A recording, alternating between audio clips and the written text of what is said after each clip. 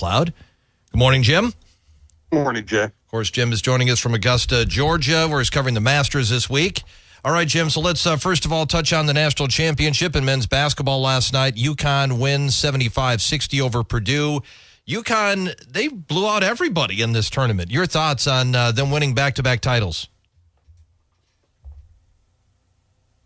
College basketball and the tournament, really one of the reasons it's so popular is the unpredictability, the upsets, the fact that the fact that you just don't know what's going to happen. This is where the men's game is right now. There's one great program, and there are a lot of mediocre programs, and so we're not seeing great basketball. UConn is exceptional, well coached, stocked with talent, and there's nobody else who really know. I mean, I thought going into the tournament that UConn would win and win easily. I thought going to the Final Four, I told you last week, I thought they would win both games by double digits. And I thought Alabama played really well. I thought Purdue and Edie played great yesterday. And they still win by whatever it was, 12, 14, 16 points. It's just, there's such separation. And UConn deserves all the credit for creating that separation in their way. But part of the reason for that separation is men's college basketball is not very good right now. How much does that have to do with NIL money and the transfer portal? I don't know why that would make the basketball bad. The transfer portal theoretically would mean that players go to, you would think it would help with parity because instead of sitting on a bench for one team, you go play for somebody else. NIL money would be a draw to stay in school and should favor power programs that can build up, the kind of reservoirs of wealth that will help get people NIL money. I don't know how any of that does. I just think the fact that if you're a great high school player, you can go overseas, you can go to the G League, you can sit on the bench for an NBA team and make good money. You can go to a smaller program where you can play. I mean, it just doesn't feel like there are so many options right now. And if you're a great college player, you can leave after 1 year. So you just aren't seeing cohesive teams built. And the only way of getting around that is to just be the best coach or have so much talent coming in that you can survive your players when they leave. I mean, look, the Gophers are just limping along. And every time you think they're about to build a good team, somebody leaves. So I guess transfer portal hurts a team like the Gophers, but it should theoretically help power programs, and it really hasn't helped anybody other than UConn. I see that Farrell Payne is visiting Indiana. We saw Battle leave for Ohio State last year. Would that be pretty bad to see another guy from your team leave to go to another Big Ten team? Brutal, just absolutely brutal. And I think Ben can coach. I think he can run a program. And if he had Jameson Battle this last year, that would have been an NCAA tournament team. And we would be talking about how the program had turned the corner. And if they went, and if next year's team had Farrell Payne on it and all 5 starters back, I think we'd be talking about them having a real chance to go to the NCAA tournament. We'd be talking about, where they'd be seated instead of can they survive as a basketball program. So it's been brutal for them. And as I always say, I'm not blaming the players. Players have to do what's in their own best interest. And you never know what's going on behind the scenes. Maybe they had good reason to leave other than just be able to make more money at a different program. But if you're a Gopher fan, it's absolutely brutal. As far as Connecticut's players, Stephon Castle, Tristan Newton, Donovan Clingham, are those guys that could be NBA players? I think so. I think Castle and Newton probably the people who jump out at me as possible NBA players. Clingham, it's tough because he's an inside player who isn't particularly big or powerful. Wonderful college player, but you can be a wonderful college player and have no place in the NBA. So I'm not sure about him. But we're not talking about like the next Michael Jordans or LeBron James. We're just talking about guys who have a chance to play at the next level. I think what's wonderful about UConn is the coaching style of play, cohesiveness of the players, and you could just see the players doing. I mean, the way they broke the press at the end there, or Purdue was pressing them, they broke it with ease. Just so much awareness and knowledge, understanding where to go with the ball, how to handle situations, when to run. And I also was fascinated to see them. They wanted to run. They wanted to run Edey up and down the floor and wear him out. And they seemed determined to either score quickly or run the shot clock down, eat up possession, and get an open three. So brilliant coaching job. Just you could see the intelligence of the coaching in the way the players played. And, of course, you have to give the players credit for adapting to that coaching as well. Did Zach Edey do himself some favors during the tournament to give NBA scouts a chance to say, hey, I could see him translating to the NBA? I mean, he had a good tournament. He had a very good tournament. He had a really good Final Four.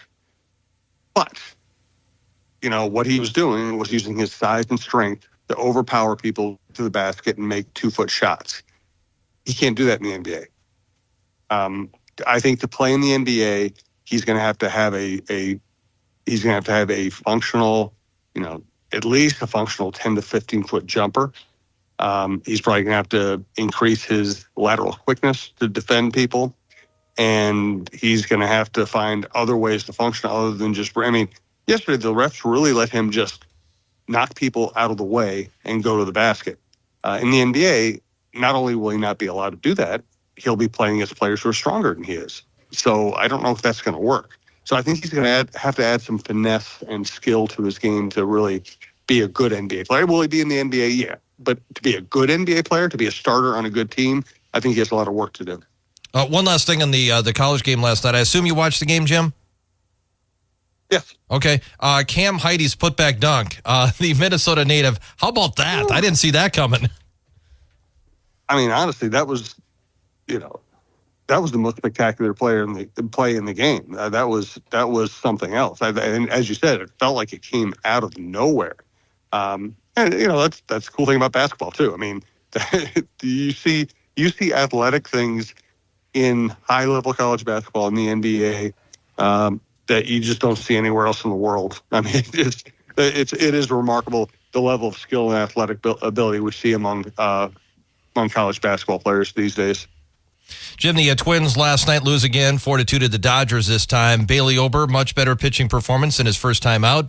Allowed 1 earned run over 5 innings. They just couldn't get much offense going besides Manny Margot's 2-run home run.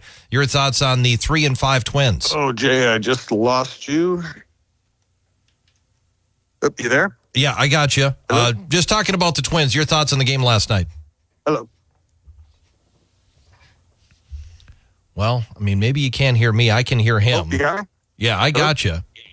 Okay, sorry, I lost you there for a second. Hey, Buxton made a couple of great plays. Ober was much better, which is a comforting sign for this team. That Royals outing was an aberration, as I kind of thought it was. But they're just not getting hits right now. They missed Royce Lewis. They bring up Jose Miranda. We don't know if he can hit at this level. This is a scary stretch for this offense. They have to start swinging the bats better, taking better at bats, and they're going to probably need a little luck to break out of this. Jim, let's talk about golf. You're down at the Masters Golf Tournament. So are all the Live Tour guys playing in this? The ones who are 13 Live players are here. 7 of them are former Masters champions. Obviously, John Rahm, the defending champion, Brooks Koepka, Cam Smith, Dustin Johnson. So there are a lot of big names here. And it's going to be a very interesting week. Today, they have basically all the big names lined up for press conferences, 9 of them in a row starting at 9:30 Eastern. And it's going to be really interesting to hear what they have to say, because you can tell that the Live players aren't very comfortable with their decision to go there. You can tell the PGA Tour players are resentful that they left, but also resentful that the PGA Tour acted like this is some kind of grand crusade to hold the tour together, and then basically agreed that with, the Live people, they do want to get some kind of a deal to reunify the game. So now a lot of the PGA Tour's players say, well, so basically the people who left for a lot of money are eventually going to be brought back and just be rewarded for mutiny. So it's a very awkward week among the live for the live players. Once the golf starts, it'll probably be fine, but it is an interesting time in golf history right now. Where are we at in regards to this so-called merger that we thought was going to happen, or still may, I guess? Well, it's all like it's like all high-end, sensitive negotiations. I think both sides. I think the PGA Tour feels like it has to have a deal. The Live Tour wants the deal, help them with their sports watching efforts. The Live players, you can tell they definitely want to come back to the PGA Tour. Live golf just isn't very good. Nobody cares. Nobody watches. You can tell there's some guilt involved with some of the players. They took the money. So everybody wants it to be put back together. But it's really hard to predict when it will happen. Jim, as far as the tournament setting up this weekend, who do you like? I mean, who are guys that you're keeping your eye on that could that could make a move here this weekend? Well, Scheffler is the best player in the world. Tee to green, he's the best player in the world by a long way. If he putts, he wins. It's that simple. He has not putted well. He's winning tournaments on the PGA Tour without putting well. Nobody does that. So if he putts well, he just better than everybody else. We have no idea if he'll putt well or not. And obviously these greens are very tough. Interesting twist. We're expecting a lot of weather on Thursday that could soften up the greens. Soft greens greatly favor Scheffler. He hits more greens in regulation. Anybody hits more fairways. And if the greens are a little bit easier to putt, that really favors him. Any of the great players can get hot and win this tournament. We know that. So I'll just give you Scheffler as the obvious favorite. Rahm's going to be very interesting to watch because if he has the right thoughts in his head, he's as good as anybody. I'll give you a couple of sleepers, though. The sleepers are more interesting just running down the most obvious names. Will Zalatoris played well here last year. Tons of length.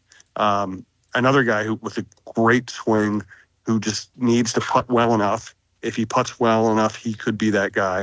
Sahith Theegala seems to fit this course very well. Great approach player. Listen, I could list a bunch of people. Those are the names that intrigue me the most at the moment. All right, Jim. What do you got in your podcasts? Full slate is up. Good chin music with Roy and Lavelle. Good Go Gopher podcast with Mike Grimm. We've added Kevin Gord to our stable, and he's doing Wooden Sticks, kind of an old school hockey talk show. Check that out as well. We have we did the Don Mitchell Show, Dawn of Sports. We WCCO news director, women's college sports, Dawn Staley, Caitlin Clark, Tessa Johnson, and that's up as well. Everything's at talknorth.com or on your favorite podcast app. All right, Jim, thank you. We'll talk to you again tomorrow. Great, thanks, Jay. That's Jim Souhan, Star Tribune sports columnist, joining us every weekday morning at this time. Follow him on Twitter at SouhanStrib. Check out his latest column in Star Tribune or his podcast at TalkNorth.com. Jim Today, brought to you by the Green Mill in downtown St. Cloud. News from ABC is coming up next on WJON.